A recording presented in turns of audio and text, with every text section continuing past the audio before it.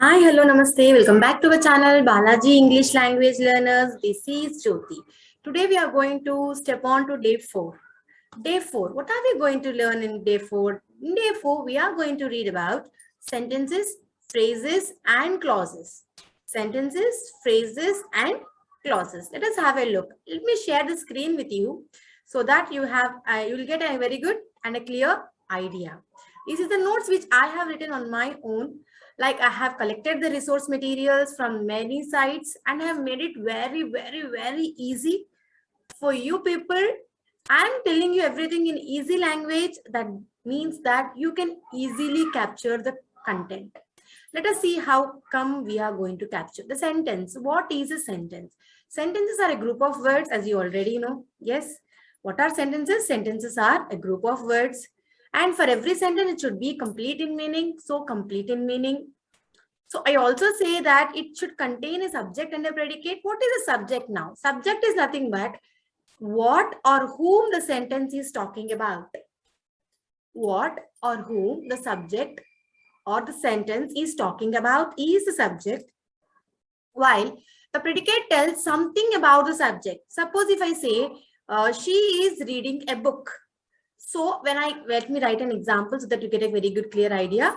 I say, she is reading or writing a book. When I say this, she is reading a book. Who is reading? About whom I am speaking? Yes, I'm speaking about she. So she is a subject there. And whatever I am speaking, what I am speaking. Yes, what am I speaking? That reading a book. This becomes the predicate part. Am I clear with you all? Yes. Let us continue. What is a sentence? Sentence is a group of words which should have complete meaning and it should contain a subject and a predicate. Subject is nothing but what the sentence is talking about, and the predicate is telling you something about the subject, what the subject is doing. That is predicate. Okay.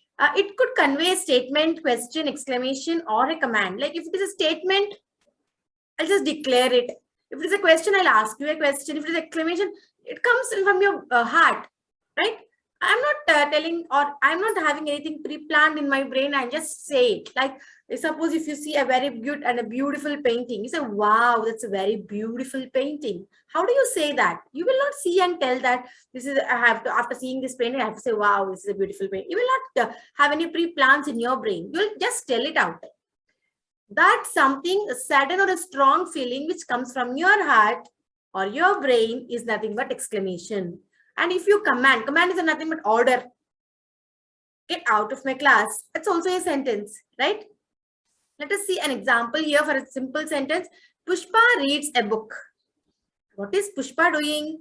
Pushpa is reading a book or she reads a book. So here Pushpa became a subject and remaining part became a predicate. Okay. Then Raju drives a car to work. Who is subject? About whom I am speaking? About Raju I am speaking. So it is subject. What is he doing? He drives a car to work. So that became predicate. Am I clear with you? Yes. I hope you have clear with what is a sentence and a subject and a predicate. Let us move on with the types of sentences. What are the types of sentences? Functionally, there are 4 types of sentences. One is declarative sentence. What is declarative sentence? Declarative sentence is nothing but it states. What does that do? It states a fact. Fact. Yes, truth. Fact is nothing but truth. It also ends with a full stop, a period. Full stop is also called as a period. Okay. Then it makes a statement. It makes a statement. First one is it is stating a fact. Next one, it is what is it doing? It is just ending with a full stop. Next one, it is making a statement. It is also called as assertive sentence. Assertive sentence or declarative sentence, both are one and the same. Assertive sentence is also called as declarative. Declarative is also called as assertive. You remember one thing here, the functional type of sentences. First one is declarative sentence. That declarative sentence states a fact. It's a universal truth that cannot be changed. Facts cannot be changed. Suppose if I say sun rises in the east. Today only or every day? That's the question. When it comes to every day, that means it's a universal fact. That is declarative. Suppose if I say it, you can also even declare something. Suppose tomorrow I say tomorrow is declared as a holiday on account of some festival. Like that festival may be Moharram, Bakrid, Christmas, Gadi, whatever it is, depending on the festival time. Yes, I am declaring something. Or else I say Sita is reading a book. I am declaring that she is reading a book. What is she doing? She's reading a book. Yes. Next, that is a declarative sentence. Now, when I come for the example part, you can see here the examples like, first one is, one who washes hands stays safe. This is COVID time. Yes. The person who washes their hands properly, regularly, the person who uses the sanitizers regularly will be staying safe. The person who wears a mask will be staying safe. This is also a fact. This is not a universal truth, but it's a fact. If you're not wearing your mask, if you're not sanitizing your hand, if you're not washing your hands properly, what happens? There is a 99% chance of COVID to attack you. So if you are doing all these things, there is only 1% chance. If you are using sanitizer, if you're you are wearing a mask, you're washing your hands regularly. If you're doing all these things, there is only 1% chance for COVID to enter you. 1% and 99%. See the difference. So I personally recommend you to wear a mask whenever you go outside. Yes. And also use sanitizer regularly. Cleanliness is next to godliness. So please see that your environment is clean. Okay. The second one is the earth revolves around the sun. It is also a universal fact that daily happens. Yes. I also say walking is good for one's health. This is not a regular thing and everyone should follow or not. That is different. So suppose if at all you want your health to be fit and fine, you go for a walk. Yes, that is a fact that if you are going for a walk, your health will be good. That is secondary, that whether you follow it or not. Yes, but the earth revolves around the sun is completely the different case. Why? The sun rises in the east also is completely different case, because that happens regularly. It happens. You cannot change it. But here walking is good for one's health. It's a fact. It's a truth. But whether you follow or not, it depends on your personality. Right? This is declarative sentence. So what is imperative sentence now? It is a command or a polite request. Yes, command, order, request. Can you please give me a song? Can you please sing a song for me? Can you please drink some water? Can you please give me a glass of water? It's all requesting way. Please is a request, right? Next, it's a command or a polite request. It ends with an exclamatory mark. Remember, it ends with an exclamatory mark or with a full stop. Both can happen. Both can happen. Don't think that if it is exclamatory mark, that is completely exclamatory sentence only. No. If you are requesting or if you are saying in an exclamation way, that also comes under imperative. Sometimes we use exclamatory mark in imperative sentences, like for command, polite request. Wish also you can use in imperative sentence. For example, if I say, if there is red light, the vehicle must stop. If or when there is a red light, the vehicle must stop. Correct? Give me a second. Yes. Where did we stop? Yes. We have stopped it near imperative sentence. Imperative sentence is a command or polite request. It ends with an exclamatory mark or a full stop. For example, if I say when there is a red light, the vehicle must stop. It is compulsory that whenever you see a red light in a traffic area, you have to stop. Yes, compulsory, right? What is that I am asking you? That's a command. It's an order. It's an order. O-R-D. Yeah, it's an order. So it's a command, it's an order. Both are same. So when I say you are requested to sit down, that is again what? It's a polite request. I am requesting you to sit down. Clear till here? Yes. First one is declarative or assertive. Second one is imperative. And the third one is interrogative sentence. Now, what is interrogative sentence? Interrogative sentence is nothing but it asks a question. What are you doing? How are you? Why are you like this? Where did you go? How did you go? Whom do you want? All these are what? Questioning sentences. It ends compulsory with what? It's a question mark. It ends with a question mark. For example, the given examples are, who are you and where have you kept the keys? See, keys, where have you kept the keys? Yes? Yes or no? Right. So next one is exclamatory sentence. What is exclamatory now? Exclamatory sentence is nothing but it conveys a strong emotion and ends with an exclamatory mark. It ends compulsory with an exclamatory mark only. Okay. Then it also makes a sentence like a declarative sentence, but it is not declarative. We are getting a strong emotion or a sudden feeling from that. It is a exclamatory. It conveys excitement or an emotion, right? It expresses that. Expresses the emotion or the excitement is also seen. Yes, sudden feeling. Sometime you may get hurt. Say, Amma, Mama in Hindi, right? Like that. So that is not that you have to, you're thinking your brain is telling you, I am getting hurt, I have to call my mother. I am getting hurt, I have to call somebody. No, it comes automatically from your heart. And it ends with an exclamatory mark. Is an exclamatory sentence. Then example, if I say, I can't wait for the party. Somebody came to you and invited you. I can't wait for the party. That is an extra emotion which comes suddenly from your heart. Yes, I don't know what I will do if I don't pass this test. I don't know what I'm going to do if I don't pass this test. Yes, that's also a sudden feeling, sudden expression coming out. Hooray, we won the match. Wow, what a beautiful painting. These are all exclamatory sentences. By this, we have ended the sentences topic. Now we are going to the phrases and clauses topic. So what is a phrase? What is a clause? Yes, do you have any idea? If you have an idea, just pause the video and just comment it in the below. Okay, what is a phrase and what is a clause? Phrase is nothing but a group of words. What is the phrase? Phrase is a group of words, whereas clause is also a group of words. We will learn phrases and clauses in a differentiate way. Like we'll read phrase and a clause simultaneously at the same time now.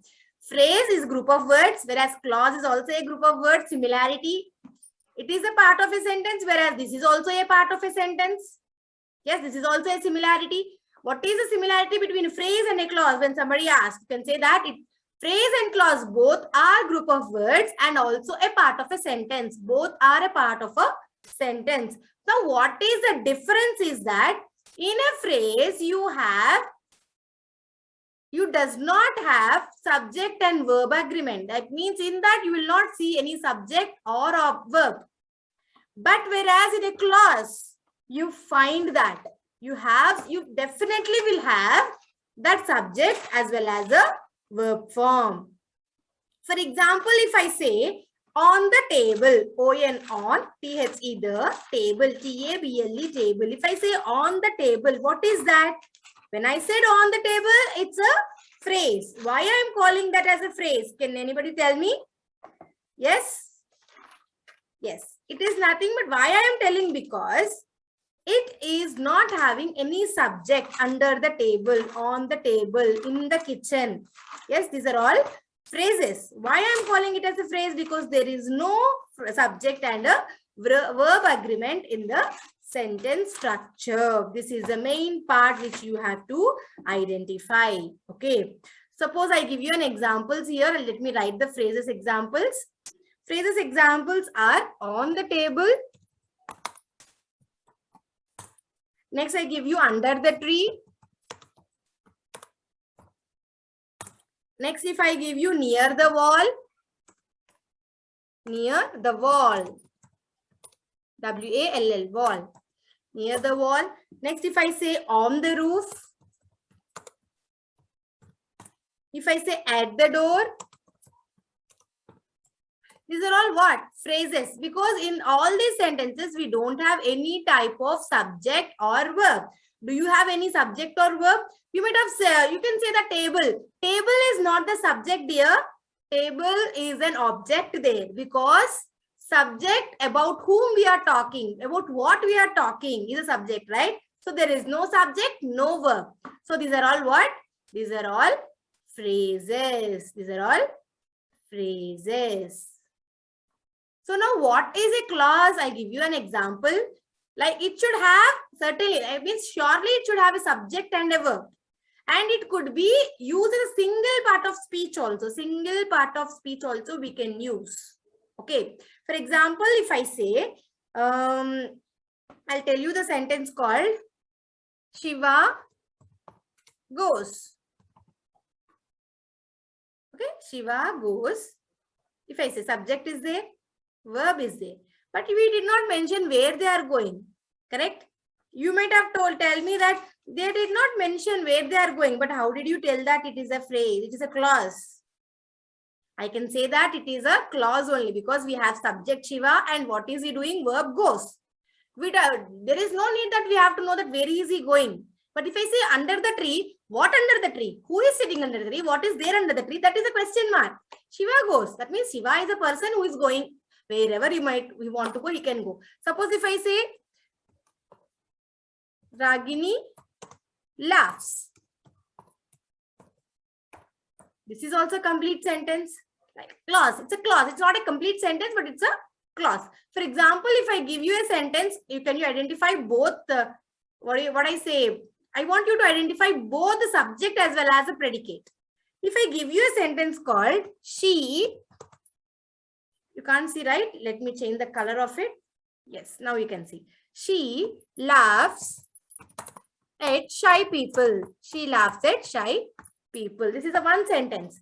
In this sentence, what you can identify? You can identify two things. Yes. One is subject, phrase. Another one is, yes. When I say at the shy people, this became a phrase. Why do I call this as a phrase? Yes. Why I'm calling this as a phrase? Because there is no subject and there is no verb form. What is she laughs now? She laughs. Yes, she laughs become. What does she laughs become? She laughs become clause. Okay. And when you combine a phrase and a clause, it became a sentence. Sometimes clause will be having a complete sentence also, complete meaning also. Okay. That is only we are going to learn in the types of clauses. Let us see the types of clauses now. First one is independent clause. What is independent clause? Independent clause is nothing but it is having a complete sentence in that. I say, I eat an apple. I eat or I ate an apple. It's a complete sense. Yes. When it comes in the complete sense, that became an independent clause. Yes. If at all I give you a sentence, can you identify? I say, the sun is shining brightly. The sun is a subject. Shining brightly is nothing but predicate. Clear? So now I am having here, I ate an apple here. We have a complete sentence. There is no depending sentence on anything. So that is an independent clause.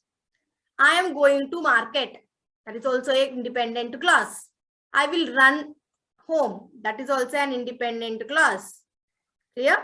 So now what is dependent clause? Dependent clause is nothing but it's a complete sentence, but always start with subordinate conjunctions. It also starts with a subordinate conjunctions. Now, what are subordinate conjunctions? You might have think. Yes, the joining words are called conjunctions. Let me tell you, conjunctions topic we'll discuss in the next class. But for a few things, we need to know that conjunctions part. That will be joining words like suppose while, that, unless. Suppose if I say, unless you complete the work, you're not going outside. You don't go outside unless you complete the work. So you have two clauses there. One is dependent on other. That unless is a word joining there. Correct? Yes.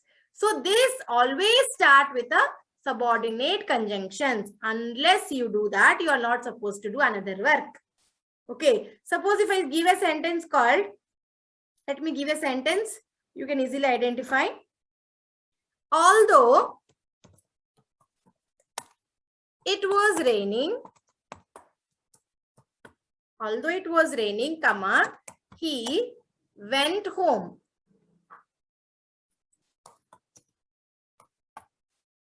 It's one sentence. See, in this sentence, you can identify one thing. What is that? Although is a word which is joining. Yes, although is a word which is joining the two sentences. or two clauses.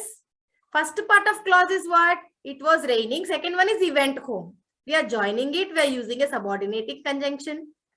Yes, then it became dependent clause. Clear? Next part. When we come on next part, dependent clauses that begin with subordinating conjunctions are called subordinate clauses. When we are starting the sentence with subordinate conjunction, then that becomes subordinate clause. For example, if I say, I give you a sentence, wait, because, B-E-C-A-U-S-E, because he had agreed, to come along, yes, comma, I went to purchase, P-U-R-C-H-A-S-E. In this sentence, if you observe, yes, let me give a space here. Yes, in this sentence, if you observe, what can you observe here? Tell me. You have observed two clauses there. One is he had agreed to come along. Second one, I went to purchase. So what is the word which is joining here? This is because. That because became subordinate clause. And this because is subordinate conjunction. Clear till here? Yes. Let us continue. And subordinate clauses also function as adverbs. So what are adverbs? We'll be learning in day 5 or day 6, depending on the structure given here. Like we have planned already. Let us see on which day it comes. It will be having a very fun for you when you are reading adverbs also. They also modify verbs, adverbs, adjectives, and also even the whole main clause sometimes, subordinate clauses. Such clauses usually answers the question how, why, where, or what conditions. They're not asking questions. Don't get confused. They answer that. These clauses answer the questions how, why, where, and on what or under what conditions. Okay. An adverb, when an adverb clause precedes an independent clause, the clauses must be separated with a comma. See here, I have already given a comma here. Did you observe? And we are adding at the starting only this conjunction. So I am dividing here with a comma. Okay. Clear? So I hope you have understood the topic till here. Let us continue the class like day 5 tomorrow. Okay. I hope you enjoyed the class. Have a nice day. If you're watching the video for the first time, please do like, share, comment, and also press the bell icon for the notification of our channel. And I hope this learn 40 days, learn grammar in 40 days concept will help you a lot. After this 40 days gets complete, I'm going to also start a spoken English course. Please do wait for that.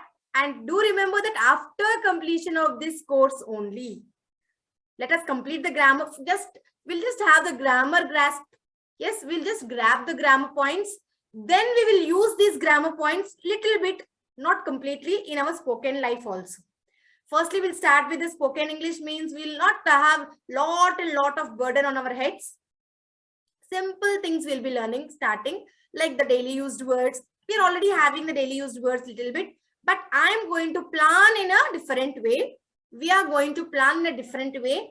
So please do subscribe our channel, Balaji English Language Learners. Thank you. Have a nice day. Bye-bye. Day 4. Bye.